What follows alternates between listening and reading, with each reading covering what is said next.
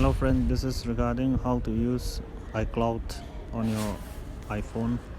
So let's go to settings, and from here you see this is go to your account here, and from here go to iCloud and see out of 5 GB which is provided for free of use.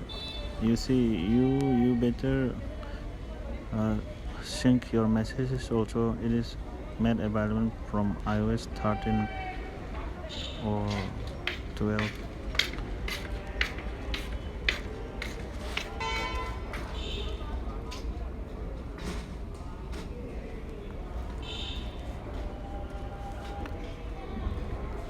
And you can turn iCloud photos also if you want to save the photos on your gallery, but it will use up all the 5 GB. If you want to use, you can use it, but I'm not using it as I don't need it. I save my photos on Google Photos.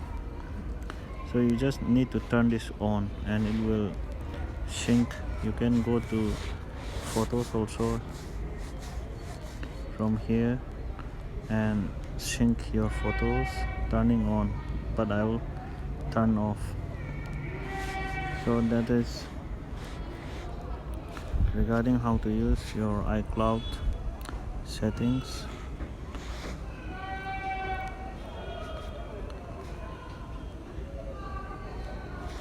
You see, you can sync your contacts or calendar or reminders. I sync everything except my photos, and you can go to manage storage and manage your storage also. So that is very easy, and this is a very helpful features if you know how to. This is a very helpful features if you know how to use it, as your messages and contents will not be lost. You will never lose your contacts or messages if you sync your contact and messages on iCloud.